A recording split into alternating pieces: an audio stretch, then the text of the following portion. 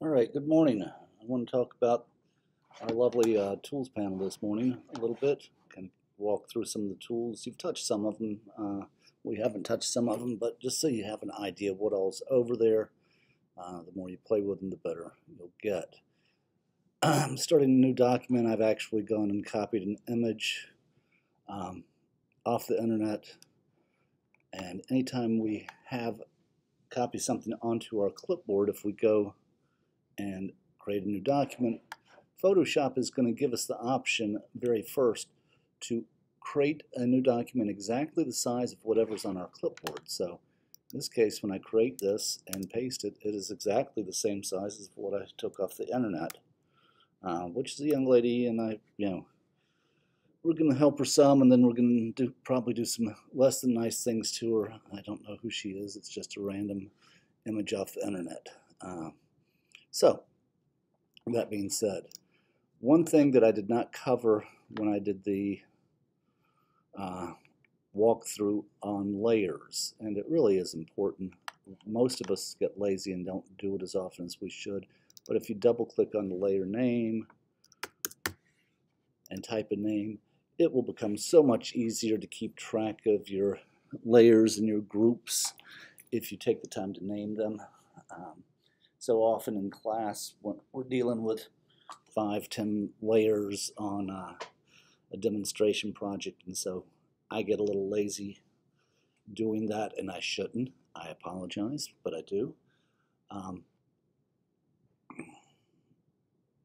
But once you get to 30, 40, 50, 100 layers, those types of documents, it's going to become near impossible to keep up with what's what if you don't do that.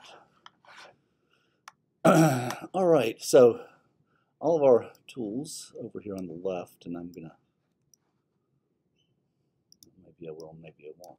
There's a little button here if you prefer them side by side instead of up and down. And I'm going to undock them just so that I can kind of bring them over here so that we can see them a little bit better for us. See how many times I do that. Okay, so all of these tools over on our toolbar can be accessed through one-letter keyboard shortcuts. For instance, T is for text, P is for the pen tool, B is for the brush, G is for gradient, V is for the move tool. And if you see these little drop-down boxes, arrows beside the tools, you'll discover that there's more tools inside of those.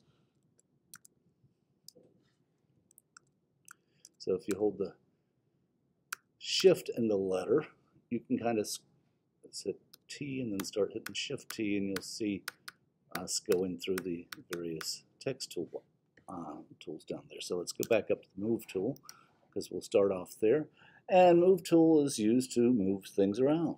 Surprise, surprise. I'm going to just create a new layer for demo purposes here, and draw a little circle and fill it. Shortcut to fill with the foreground color is Option or Alt Delete. If I wanted to fill that with the background color, it would be Command or Control Delete. So just a little and Command D to deselect. So I've Move tool. We use it to move stuff around. Whoa, cool. Isn't that exciting? I don't use lots of artboards in Photoshop. If it was a multi-paged document I was laying out in Photoshop, I could create multiple artboards and then move between those artboards. So there's another artboard, and there's another artboard, and now I can move around between my multiple artboards. Like I said, I'm not a big user in Photoshop. Command C, there we go. The artboards, it's a rather new feature in Photoshop. It's been around forever in Illustrator, but if I'm doing multi-page layouts, I'm probably in Illustrator or InDesign, not in Photoshop. They are better tools for working with multi-page documents at least at this point in my career. I will say that. The other thing that we can do with the Move tool, just so you're aware, if I command click on a thumbnail, it loads as a selection, as we've talked about. So I'm going to turn that off for a second and come down to my face layer. If I'm in the Move tool and I have an area selected, it will move just that part. It does not put it on a new layer. It will literally, when I deselect it, it will merge those pixels with the pixels underneath it and leave a big gap where that was. But we can do that, so occasionally we need to. Moving down to our second group of tools, which are the basic selection tools. If I am in a selection tool, I can then change where that selection belongs. We did some things on selection, so I'm not going to spend a lot of time here. We have our marquee tools, our rectangular and elliptical marquee tools here. Shortcuts on those being, if I hold the drag and hold the shift, it pulls them out in proportion. If I hold the option key, it will, as I start to drag this out, it will pull out from the center instead of the side. As I'm dragging either of these tools out, I can hold my finger on the space bar to reposition as I pull out so that I can kind of get it where I want it. If I need to add to that selection, instead of using these lovely icons up here, I'm going to hold the shift and I can just simply continue to add to my selection. And I can mix and match my tools however I want. If I hold the option, I'm going to subtract from my selection. So I can go refine my selections with the shift and the option keys. And it doesn't matter which of my selection tools I'm doing that with. I can mix and match all my different selection tools. So I moved into M for marquee. I went from the marquee tool over to the lasso tool, L for lasso, and Shift L. I can see that we have some other tools, and again I touch these in the selections lecture. So we have the polygon lasso tool and the magnetic lasso tool all under the lasso tool. You'll notice the shortcut for each of them is over here.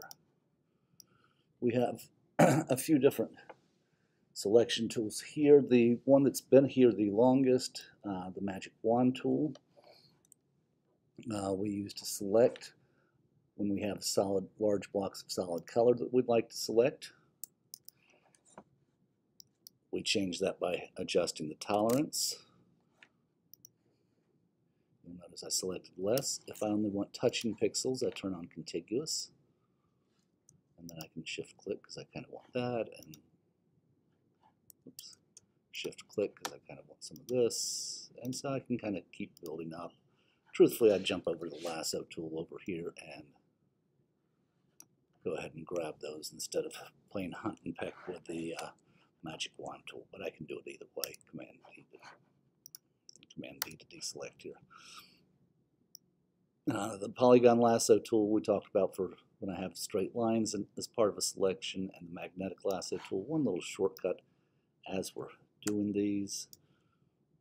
Command Z.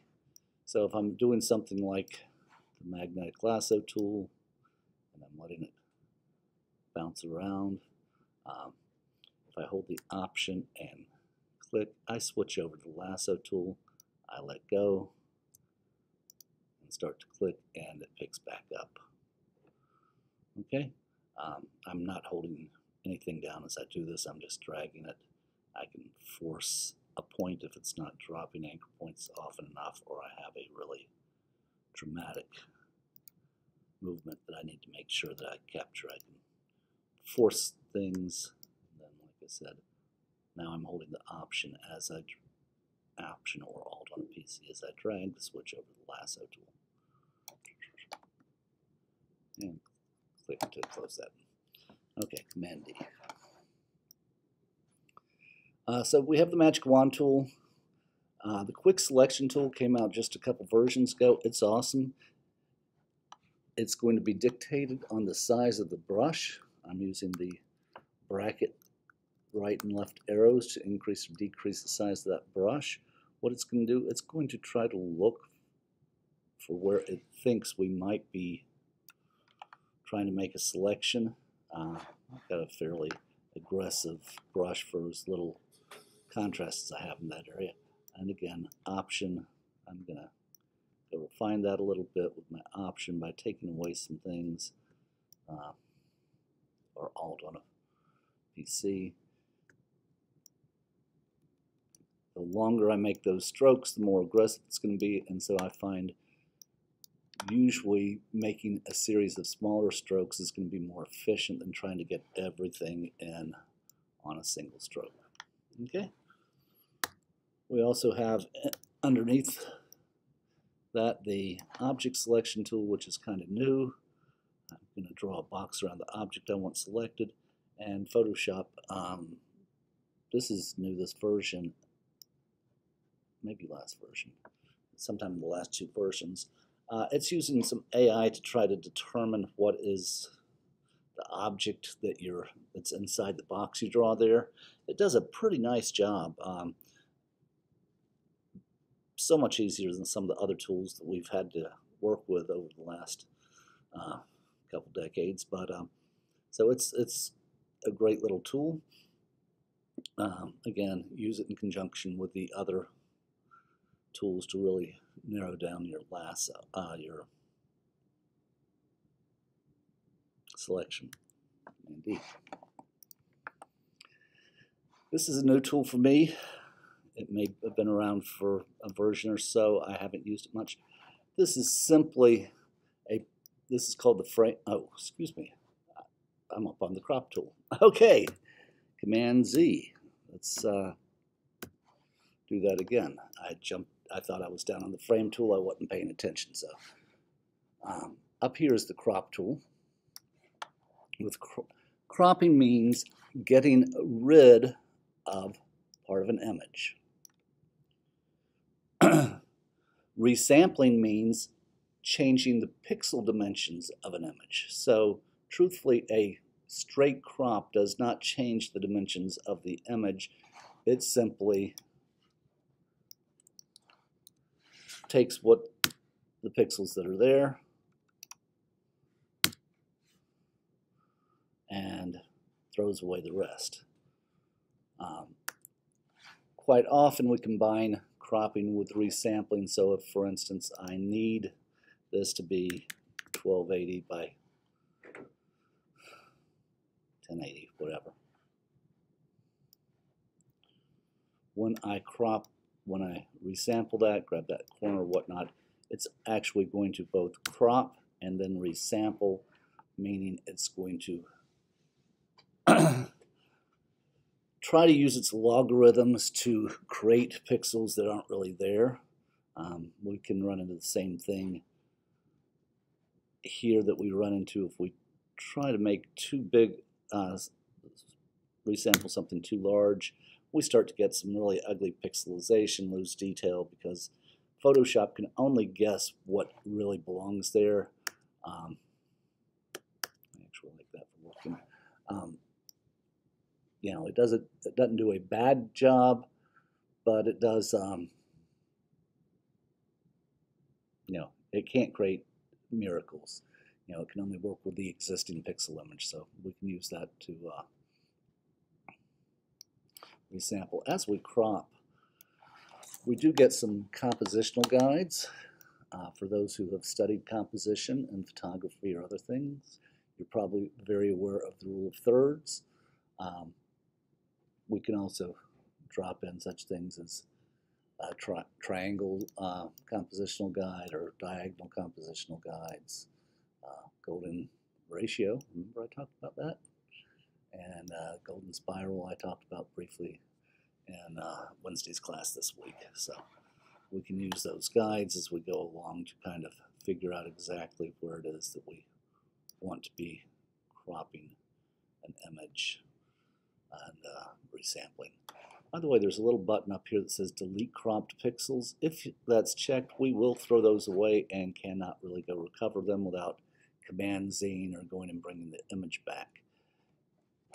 If we have that unchecked, even though it looks like we got rid of those pixels, as soon as I go to recrop this, we'll see that those pixels still actually exist.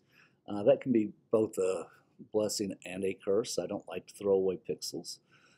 But by the same token, if I'm just using a small section of an image, and this is a 5,000 by 5,000 pixel image, and I'm just using a small section of it, every time I go to do something with that, it's going to have to work with all those other existing pixels and really slow down my workflow. So I will usually go ahead and delete anything that I am absolutely confident I'm not going to need later. And if it's just a small cropping or resampling, I very well may leave that. I may leave those pixels. Okay, underneath that, let's bring her eye more into that curve. Okay. By the way, you really shouldn't be resampling more than once. Every time you do, you're forcing Photoshop to create and compromise pixels, so you're going to lose some clarity. So the fewer times we have to do that, the better. Underneath that, we have the perspective crop. So if I need to get some really weird perspective going,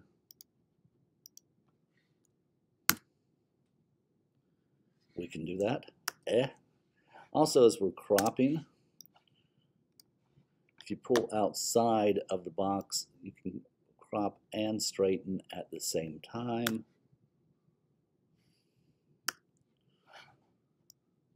And that's with the crop tool or the perspective tool. Don't worry about the slice tools. Slicing would be completely something we're doing with taking an image and creating multiple smaller images for upload into a table on the web.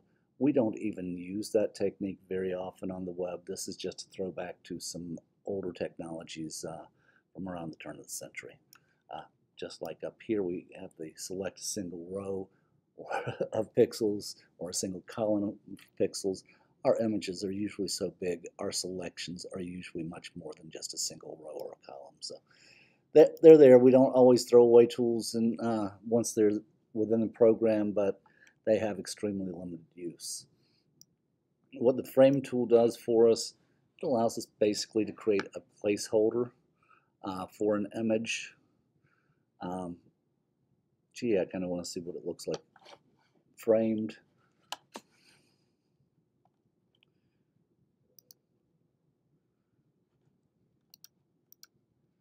And then we can take it, let's throw it away. And I want to throw away the frame only in this case. But anyway, it's more or less a way to place hold. I can bring images in and kind of see how they frame and move them around. It's a newer tool. I haven't played with it a lot. But if we hit the learn more, Photoshop will take us over and show it to us.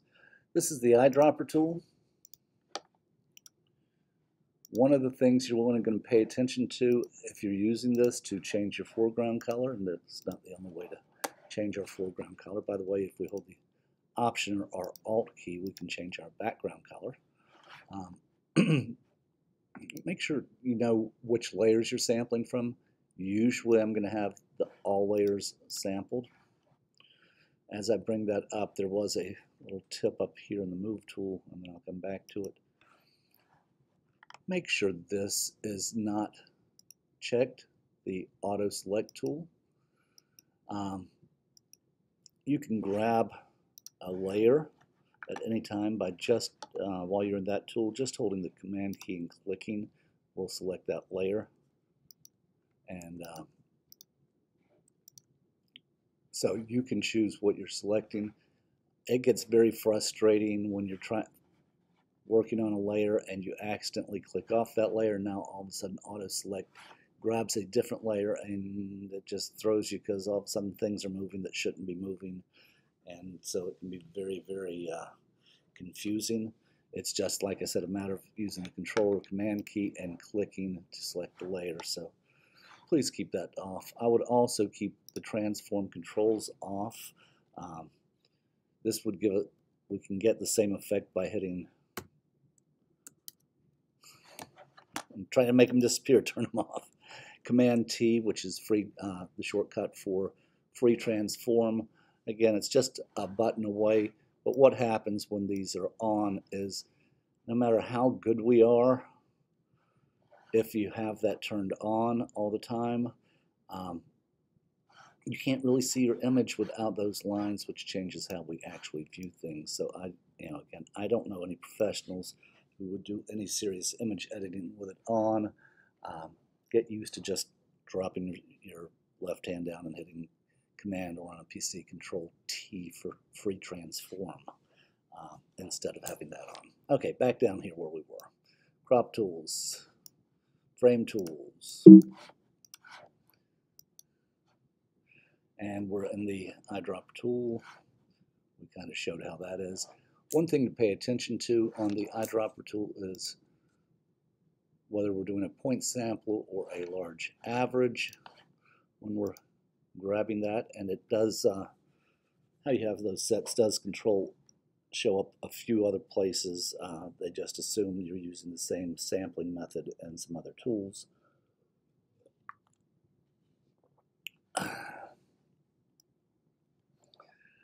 The reason it matters, let's take an extreme close look. As you can see, there's all sorts of different colors within this image, especially when we get down into some of these more damaged areas.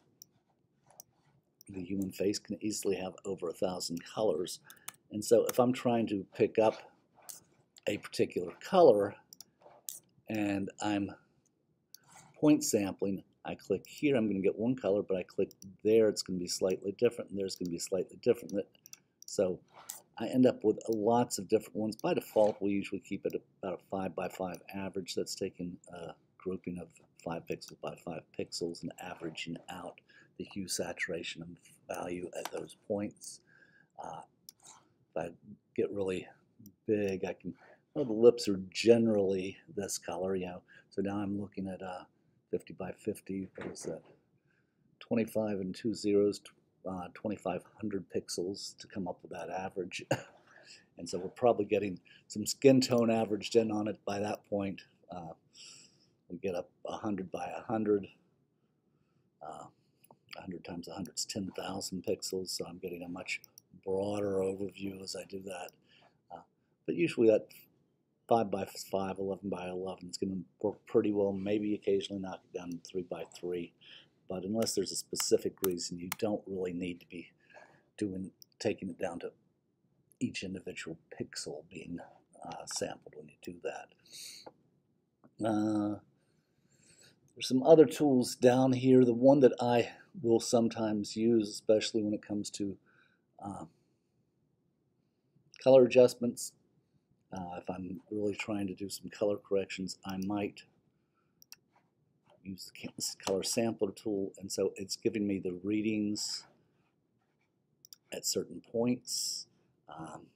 When I was playing with layers and I did a threshold adjustment layer, I used this tool in order to mark the light and the dark point after on the image using a threshold adjustment layer, and then I threw away that layer, leaving those points, so I know exactly where my lightest and darkest points were within the image.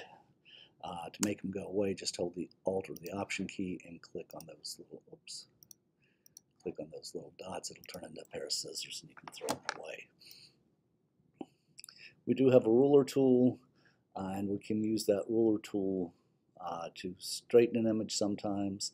I don't use it often, so I'm not going to play with it. I can even leave notes.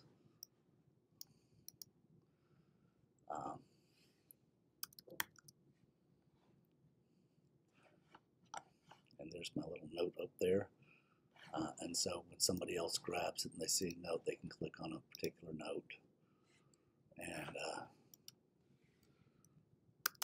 fix this area. And so I can leave notes for myself or for somebody else if I want to come back. And what was it that I wanted to do there?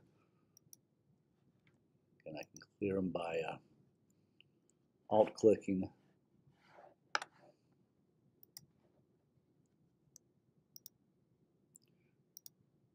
Now it's clearing those notes.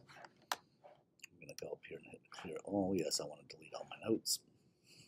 And we can have different authors, by the way. So that's underneath that eyedropper tool as well. I don't know. I've never used that tool. I know it exists, and I've just never found a reason to use the counter tool there. Okay, here's, and this is kind of why I picked this image to work with. This is, you know, besides cutting people out of the background, one of the fun things that we start doing. And these are the healing tools. The first of the healing tools that came out was something called the patch tool. And I don't need this at the moment. And we've seen this a few times in other lectures. I'm going to grab that area, and I brought in a small over to rasterize layer. I actually placed that image instead of was a smart object, not a raster base, so I had to turn it into straight pixels to actually edit the image itself. So, or I could have double-clicked and gone into its original document. So we make a selection and we drag it to an area that's cleaner with some similar tone to it. We don't really want to try to, although it worked okay, it's picking up the texture of where I'm going while trying to blend in the color from where I am. There's some different modes. I wanted to try to kind of do a content aware, and I'm getting in that mode, as it cleaned up the texture, it also adjusted my color, and don't like the results I'm getting right now on that. But you can try moving back and forth in your patch mode to see what works best on, you know, if you're not getting what you want one place, then you can certainly try it with a different method and see if that works. And so for larger areas, this can be great. You can see I'm just going in and cleaning up some little things going on her face by selecting and moving to where I have cleaner texture. And so that's the patch tool. As a close sister to the patch tool, we have the healing brush. With this, we're going to, instead of dragging out, I'm going to say I want to use pixels from here to blend in over here. It can be really good, but remember that where you're sampling from is constantly moving. See that little X? And it's so if I kept sampling, all of a sudden I'm picking up the side of the nose up there. So it works just fine as long as we kind of pay attention and are constantly dropping our finger on the Option or Alt key to resample as we go along.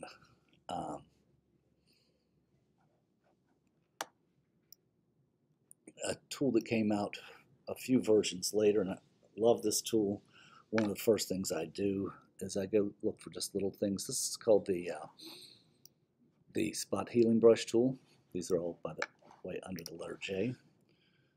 All I have to do is click on it, and it's going to use its content-aware technologies to try to figure out what would belong there if we made this disappear.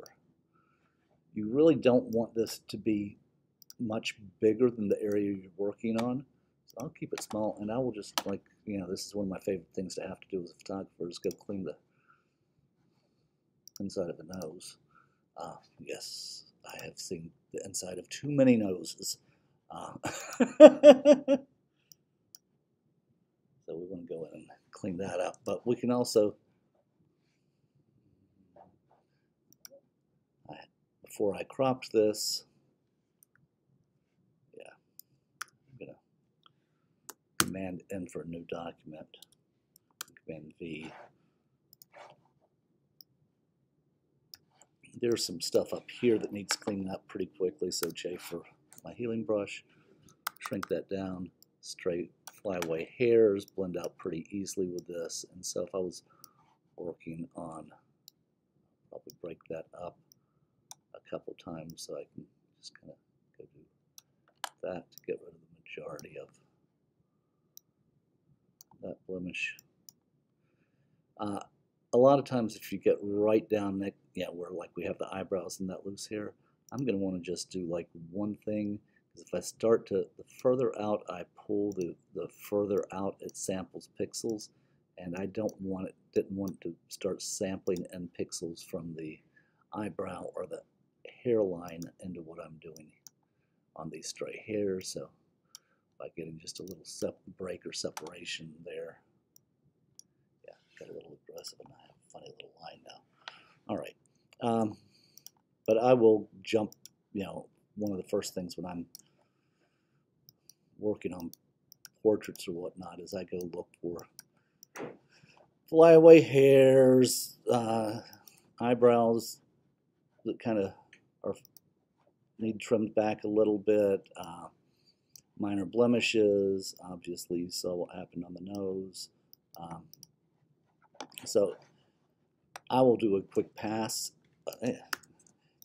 I usually am working at 100% or so, and work from the upper left, moving across. Since this is a small image, we'll pretend it's a big image. So I just kind of work across as one of my early passes, cleaning up what I see as I see it. Anything that looks like it could be a visual distraction gets cleaned up. Stray hairs. I didn't like the way those the furniture was reflecting light back there, so I cleaned that up. And so I just kind of work through, and then I work down and back and forth. That way I have a pattern, and I don't just all of a sudden overlook an area completely. Now I can kind of go look at the larger areas where we're doing a lot of damage control. What our game plan really is on this is to get one area where we have really good texture and looking good, and then to start sampling into that area. Hold the shift, I really want to get right there. See that little, where I got a little bit of hair there sticking out? So what I want to do is I pull down here. I want to try to make sure that that light dark transition stays in place. Yeah, got a little aggressive there and had some hair, lost some color into that piece. So now I either have to, now I've got some other cleaning up to do, but you can see how we can just kind of go through pretty quickly and with the healing tools and clean up. Now we do have a couple other tools down here. We have this thing called Content Aware Move. So it's going to try to, when I move this, did you see how it not only moved that, but it tried to figure out what belonged in its place? I'll do it once more. So it's going to try to figure out what belongs there as I move this piece. For what we're doing, that doesn't make a lot of sense, but I just thought I'd show it to you. We also have this red eye tool. We don't run into near as much red eye issue as we used to, but what we're doing with it is we're making a box around the eye, and it's going to, there's not much here to clean up, but it's going to analyze that for where we have more information, have picked up additional red information in the red channel versus the other channel, versus having no information on darker areas. It works fine. It's, but playing with it, if you are playing with the red eye, you are going to want to play with the pupil size and the darken amount, and it may take you a couple times to kind of get used to it. I try to shoot my images so I don't have red eye, so it's not one of those tools I use a lot. If you're using a built-in flash, you're going to run into needing to use that more than if you're bouncing a flash or have the flash lifted up above the lens. Okay, she's starting to look a little better.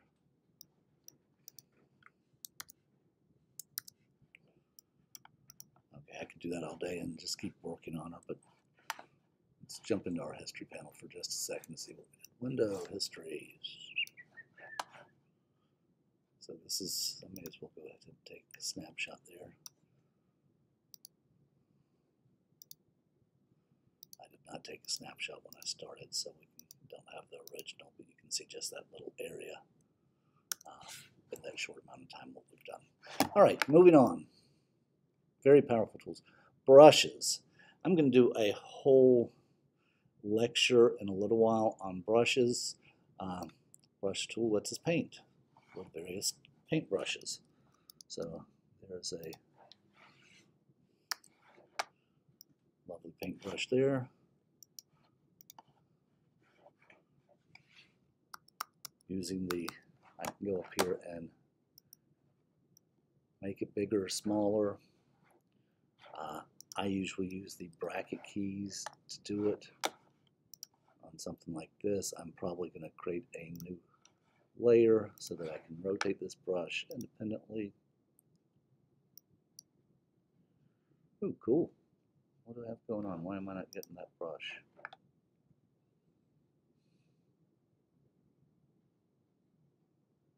Don't see it. Oh, because I still have a selection in place, so it's I can go into that. Okay, back to my brushes. Bring this back up and let's make her look a little prettier.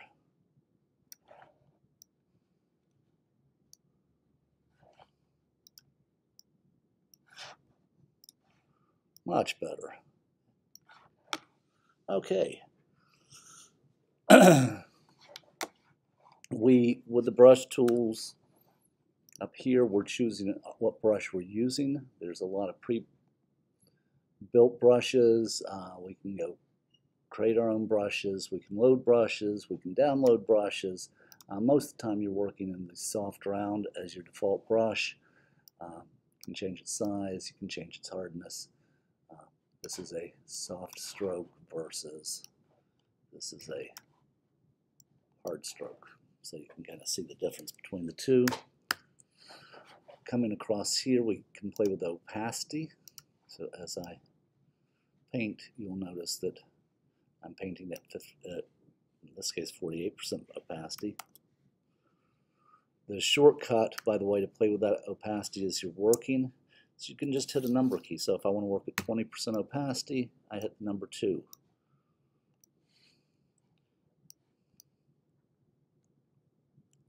As I create each new stroke, it keeps adding on, but while my mouse is down, you'll notice that it's not adding on right now because I have not lifted my mouse up.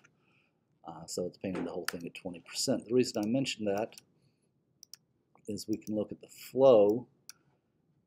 Looks, and you notice brushes are actually made up of brush heads, but you see it building up even as I'm still in this stroke. Need to go adjust the spacing of those brush heads, but as opposed to where I was playing with the opacity and it didn't build up until I started making my next stroke, the flow will continue to build up in areas as you go back over them with that stroke.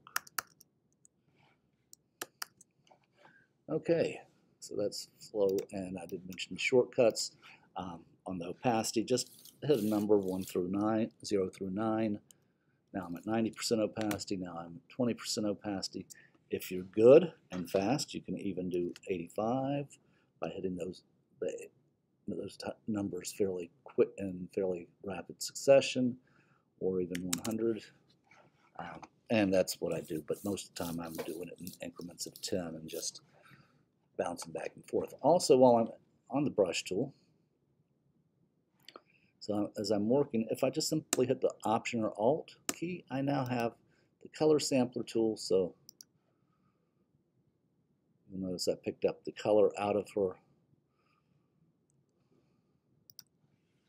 Shrink this down a little. That's her eye color and her lip color. So I can just drop my finger at the Alt or Option key as I go along if I need to. Let's pick up some brown there. Bracket down, left bracket. And so I can just kind of keep painting as I go along with those tools. Underneath the brush, we have the pencil tool. Works in a similar way, except it's usually not as smooth. I don't use the pencil tool a lot. You can control its smoothing. You can control its size. I got a big pencil. And it also works by dropping individual brush heads. So you notice it's a little bouncy right there when I got that big on the pencil tool. I don't use it a whole much. I do almost, because I can create almost the same thing with a very hard edge, small brush as opposed to the pencil. One other shortcut besides picking up the colors you're painting by using the Alt or the Option key.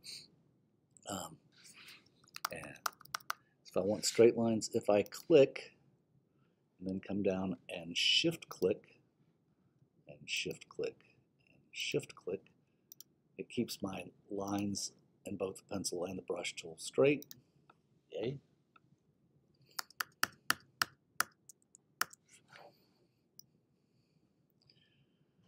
Color replacement tool I don't use much.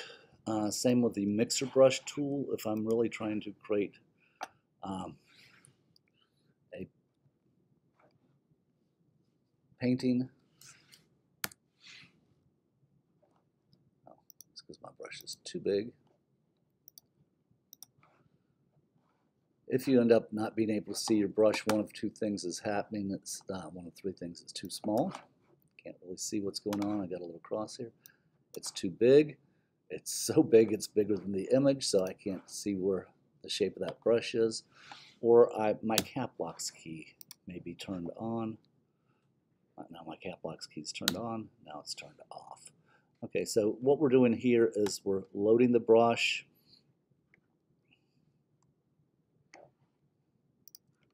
And then we're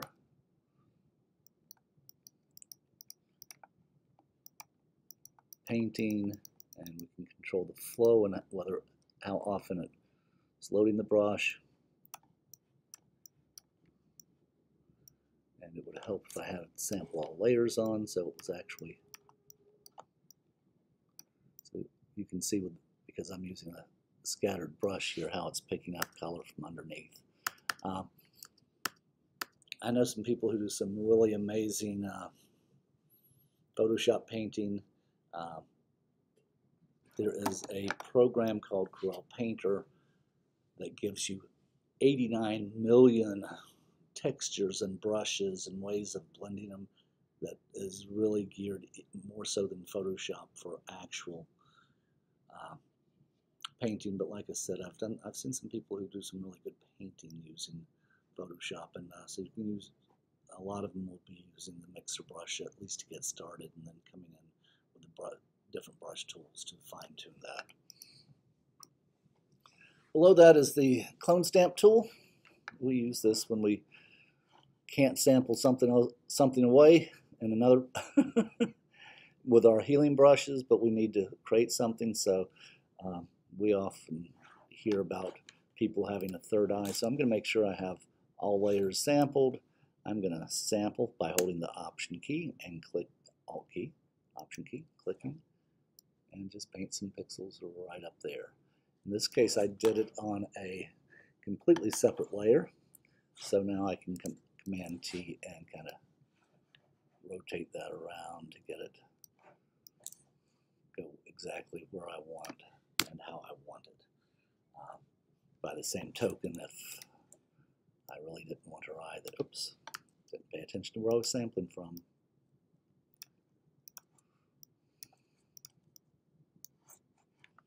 Now she's missing her eye. terrible things that we do to people.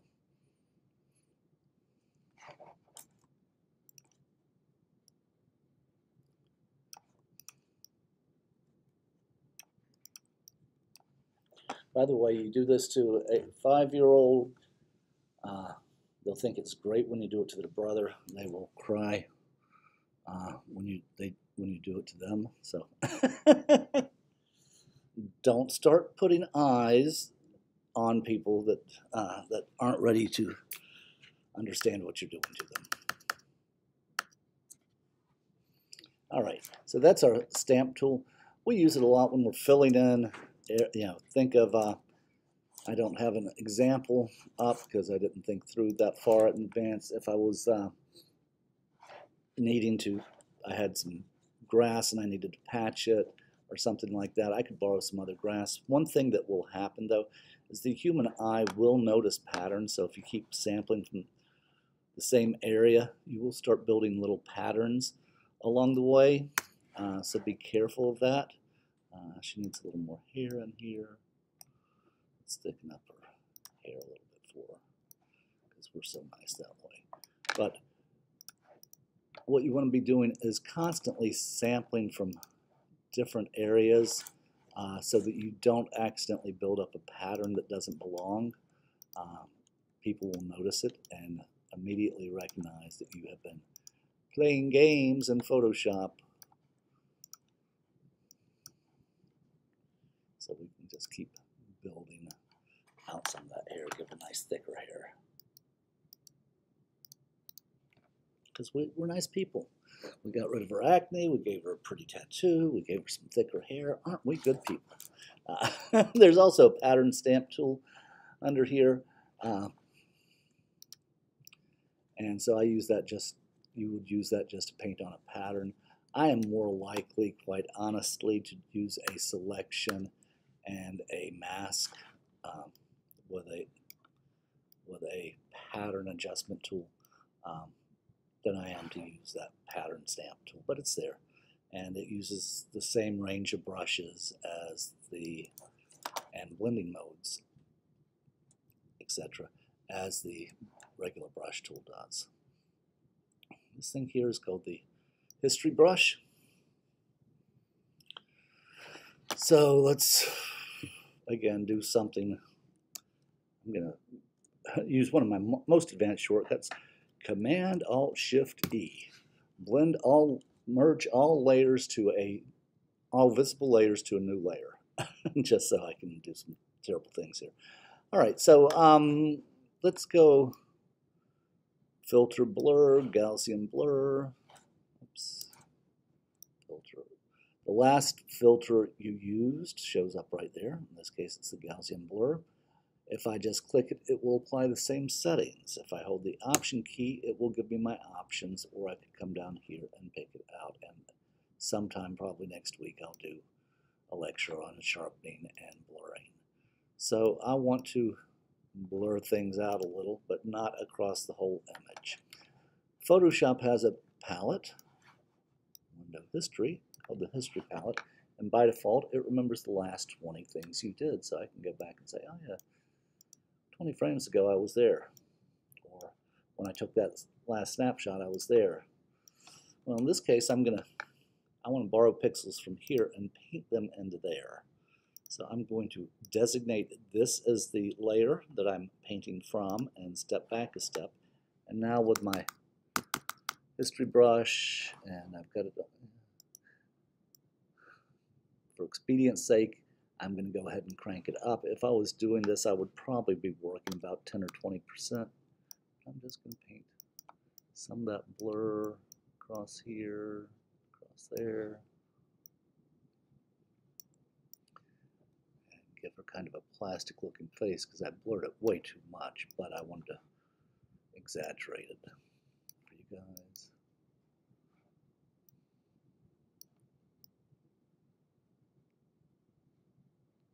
I'm a Barbie girl in a plastic world. Da, da, da, da. Da, da, da, da. See? Plastic face. I am knocking out all the texture because of how much I blurred it. but I could have added painted a little of that blur back in where I needed to or wanted to, and left some of the texture, and it would have smoothed out a lot better than what I did. So I'm just painting pixels that were back into pixels that are. Okay, stop, Greg. I could do this all day. Alrighty, that's the history brush. There is this thing called the art history brush in here. It's going to work in a similar way, except it's going to give us lots of little bitty, what look like kind of paintbrush strokes, and we can go in and we can play around with, you know, so we can start building some texture and painterly looks that way. You really need to knock this down to very small and work with it in very small regions to get anything that's usable. By the way, shortcut for the history brush, in this case, the history brush is Y, or because I had the art history brush turned on, it was actually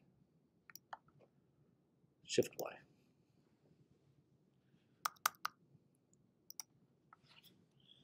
Okay, so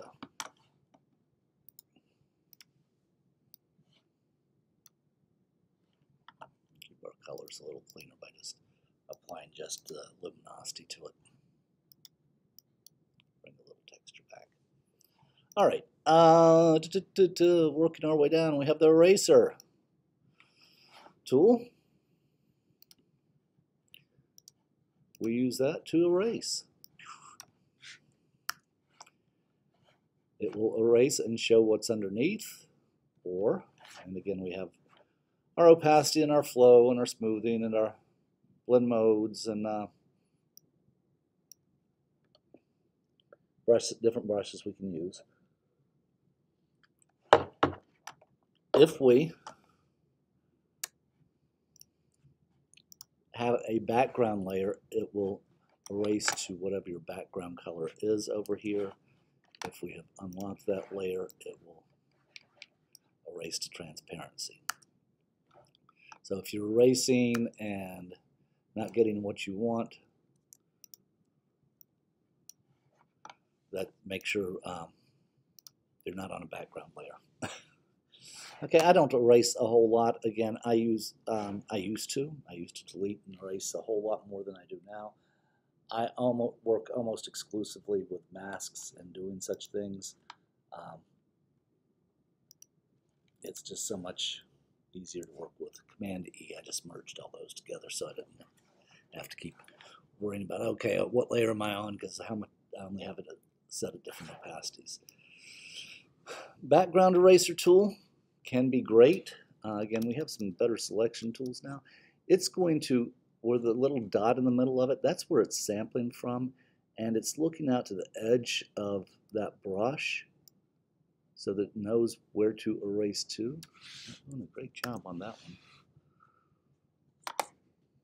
I'm touching pixels. Turn that tolerance down a little bit.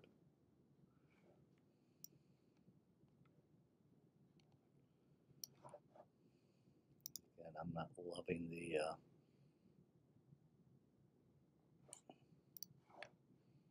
brush I'm using, but you can see it's sampling there, and so if the colors match, see it's knocking out the hair because I'm within the tolerance range on the hair, but it's leaving the face because that does not fall in the tolerance range. And we can tell it to find edges, or even I don't need the pixels to actually be touching as long as they're in that range, and that's probably why I'm getting some really funky results there.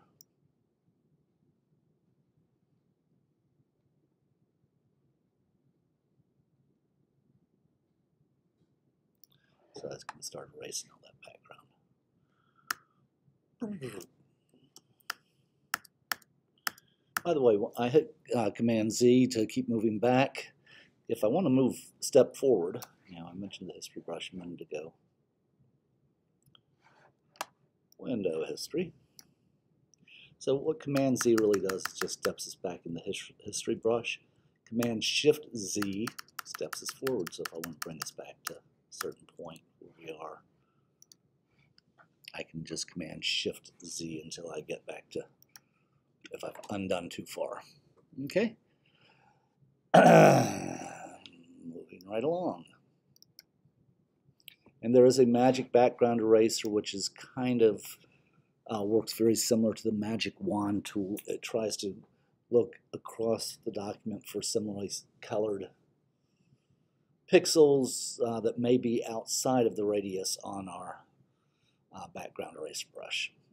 I used to use those a lot. It does a decent job if you don't know how to do some more advanced selection techniques on, like, maybe when I have sky showing through tree leaves and that kind of stuff, and so I have some really kind of more difficult areas to knock out. So it does all right. I just don't find I use it very much anymore. Gradient tool allows us to do a great. Helps if I choose one that goes from one color to another. One color to another. We have and I mentioned this in class, the shorter we draw that gradient, the tighter it is. The longer we draw it out, the smoother it is. And by the way, on a lot of these tools, after you can either choose to do them in a different mode. Oh, gee, I want to draw this out in a soft light mode so that I don't have as much of an effect.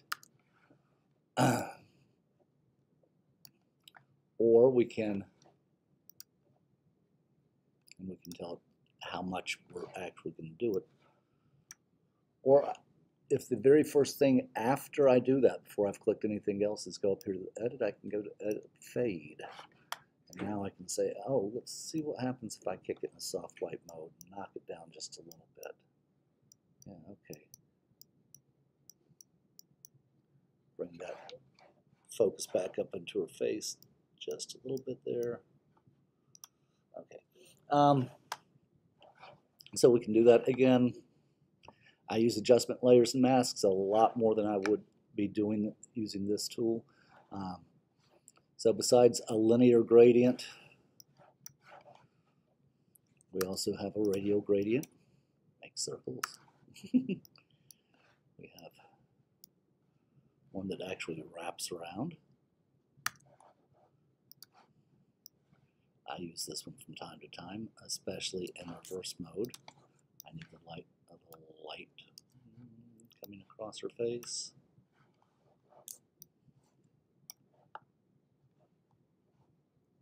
Edit fade gradient. Soft light mode.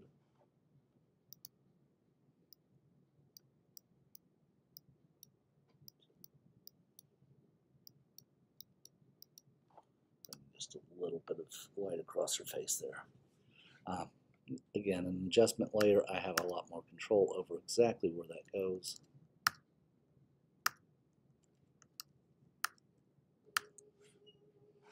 So that's our gradient tool. Paint bucket. It's going to try to, by default, it's going to look for, act like our magic wand tool. Based on the tolerance and whether we have contiguous, meaning touching or not, it's going to try to fill everything on that layer that's roughly the same color. And again, we can control whether it's how much tolerance and whether they're touching pixels or not that we're working with. If I have an empty layer, obviously it should fill the whole thing as long as I don't have that all layers picked. You can control it better with a solid color adjustment layer and masking, but you can do it all here. the blur tool. If I need to add just a little bit, take a little bit of focus off something, we can go in and use the blur tool. It is much better than it was. It's not great. I will tend to usually use a Gaussian blur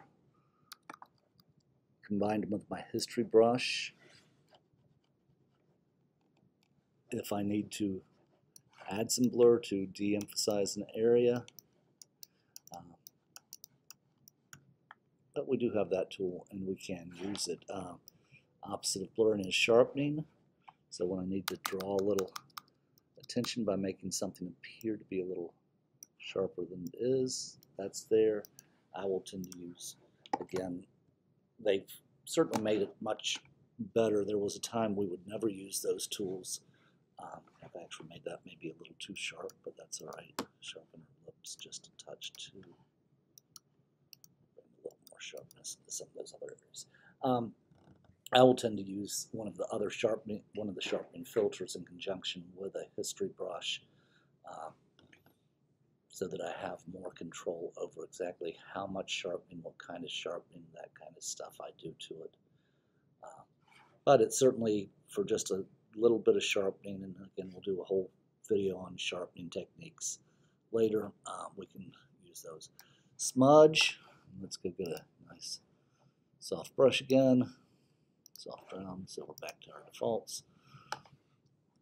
Smudge lets us push and pull pixels. Usually you will not use it to do terrible things to people, like I just did. Usually it's a very subtle movement where I just need this to move over just a little bit. So it's, I don't like the shape of her ear. I just need to bring that in just a little bit. Nice big area right here. Just kind of reshape her nose just a little bit.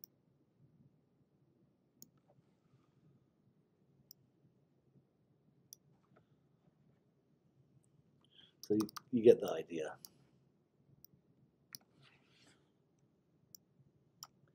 It doesn't take much before it starts looking a mess, and it's very easy to overdo.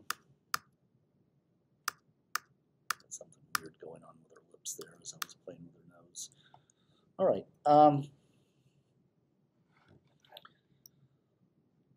Down here we have the dodge and burn tool. Once more, I am much more likely to dodge and burn on an adjustment layer. Dodge means to lighten.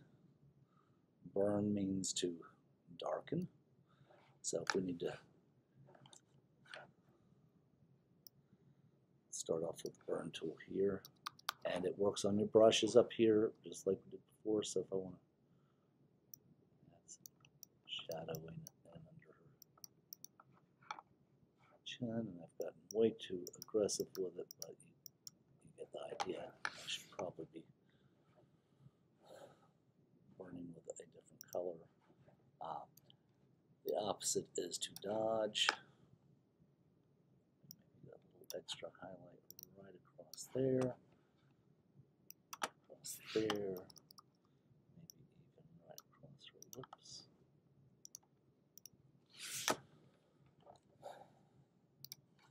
Brightness into her eyes. So it's just a matter of lightening and darkening is what that is. By the way, if you are dodging and burning directly on an image, you can bounce between the two of them. I'm dodging, I hold the Option key, and now I'm burning, and I let go of the Option key, and I'm dodging, and I'm holding the Option, Alt key, and I'm burning. So you can bounce between the dodge and the burn tool fairly easily there. The sponge tool allows us to add or subtract saturation. So if we feel that something's too saturated, and I have it really turned up, you'll usually have this set down to about 10%. Same with the dodge and the burn. I can take saturation away, or if I go up here and switch. I can add saturation. I want a little more saturation over eyes, for instance.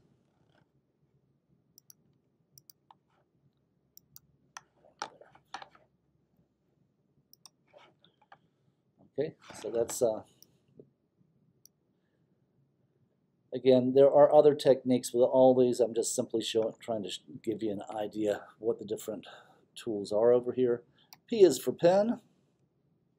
And we have the pen tool, the freeform pen tool, and several other pen tools, as well as adding anchors. I'm not going to go into an in-depth discussion on the pen tool at this moment.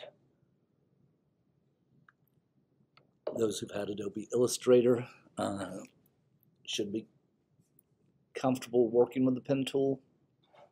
Photoshop, it's going to work the same way. Click and drag. Click and drag, hold the option to change my anchor point, click and drag.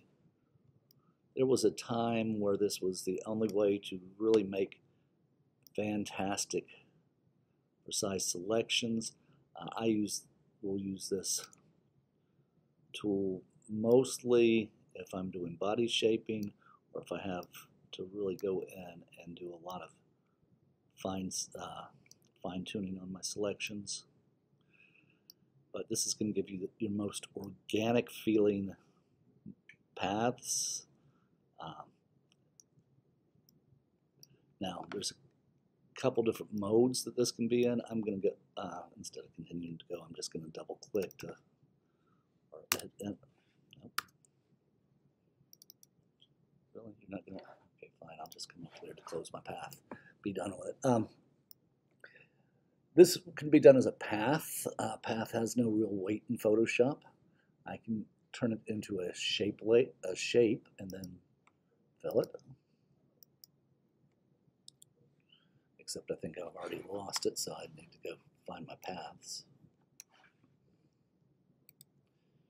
There's my paths over there. So I can, if I had done it in shape mode, this would all be filled or have a stroke. I can command click and turn my path into a selection, and that is what I'm doing a lot of times. And I can build a stroke based on it, or I could make my selection based on it and do whatever it is that I need to do on that selection. Again, we'll cover pen tools in other courses, but it is in a lot of ways similar to,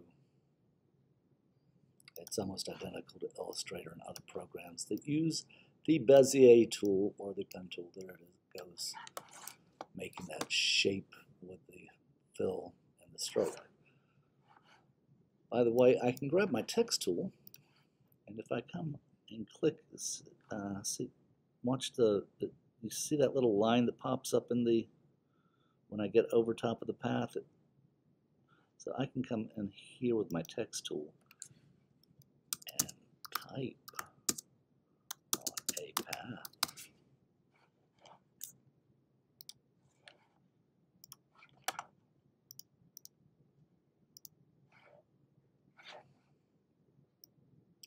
And now worry about going in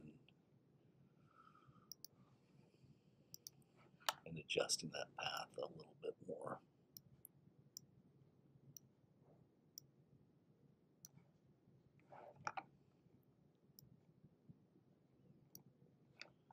So if I type on a path, I can then do terrible things with it. Okay. And so that's another way I might use the pen tool in Photoshop, is type on a path. Type tool, we've used it, you know where it is. Don't use these. Vertical text is not near as legible as rotated horizontal text. Don't do it. Then 99.5 out of 100 times, don't do it. And this simply creates a mask. Well, we know how to command click on a layer to turn our text into a mask, and so it's just easier not ever to mess with those tools, because otherwise you'll start typing and getting something that you didn't intend to, because Photoshop remembered the last thing you had. Direct selection tool is for working with paths, or or we also have the path selection tool for those who've had Illustrator. That's your black arrow and your white arrow. That yes, a certain somebody, you thought you were done with Illustrator. Ha ha ha. We're back to the pen tool and paths and points sometimes. The shape tools, we've seen those in action. They can be shapes, yay, or they fill in a stroke. They can be just paths. And now the things that I can do with a path can be done there. And if I open my paths palette, which I maybe have now lost, here it is. We'll see that it's there, and then I can turn it into a selection or whatever. And now that it's a selection, obviously I can use other selection tools to modify it further. Then we have our custom shapes, etc., etc. We can also make it so it's just straight pixels. It's not a path, it's not a shape, it's just pixels done in foreground color. Hand tool to move around our workspace. With most of our tool, when we have other tools selected, the shortcut's just to hit the space bar, and we get the same effect as the hand tool. I don't know that I've ever rotated the view. Yeah, so on the days that I'm a little off kilter, I can rotate my view. Okay, and see. Double click to bring it back. Double clicking the hand tool fills our work area with our image. I like to then have to command minus to bring it back just a little because I don't like it quite that large. Double clicking on the magnifying glass tool takes it to 100%, so we can see 100% of the pixel information. There are some additional tools that we do not have. If you want to go in and include some of these, you can. You can also eliminate some of them if you want. Don't, because then we won't be speaking the same language.